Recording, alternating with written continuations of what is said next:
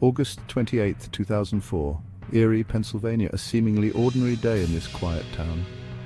A pizza delivery man walks into a bank. He looks like any other customer, but he's not here for a simple transaction.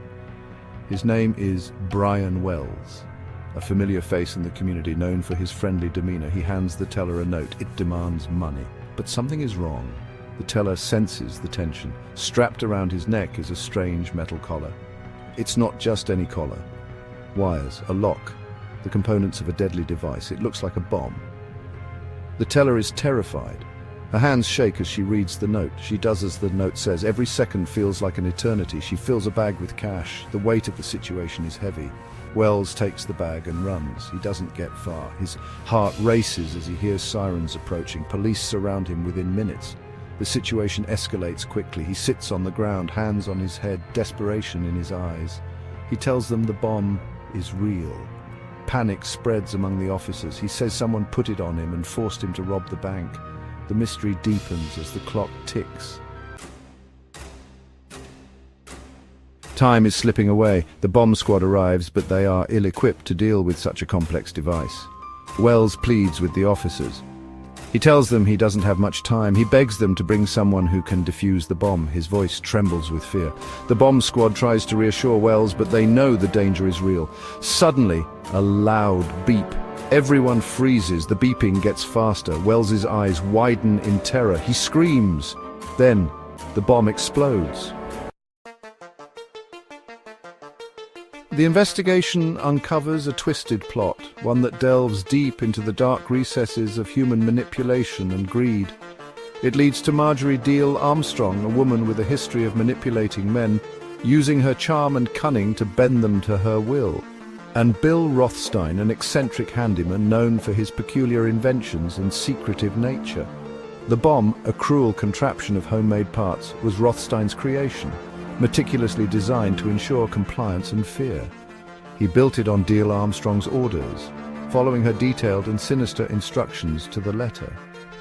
Deal Armstrong masterminded a scavenger hunt, a series of bizarre tasks Wells was supposed to complete before the bomb detonated, each more twisted than the last.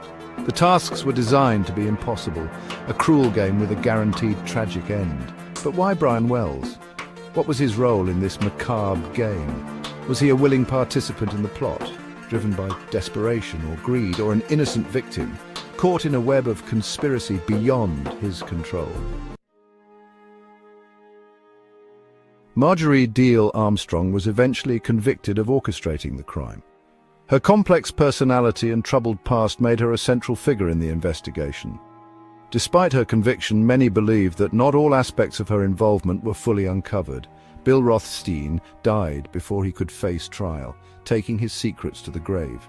His death left a void in the narrative, with many questions about his true role in the plot remaining unanswered. Was he a mastermind, or merely an accomplice? But the case remains shrouded in mystery. The eerie circumstances and the bizarre nature of the crime have left investigators and the public alike puzzled. Each clue seems to lead to more questions rather than answers. Was Brian Wells a willing accomplice or a pawn in a deadly game? The evidence is conflicting. Some testimonies suggest he was in on the plan, while others paint him as an innocent victim caught in a web of deceit. Some suggest Wells was involved in the planning, perhaps hoping for a share of the money.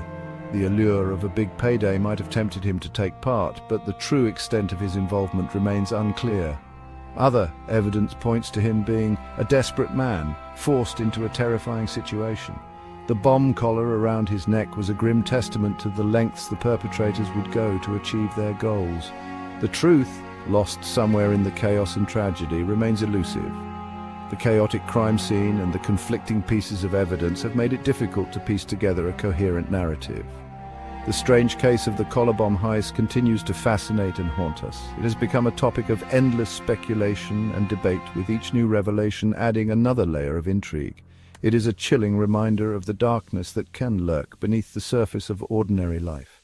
The quiet suburban streets, which once seemed so safe, now hold a sinister undertone, forever changed by the events that unfolded.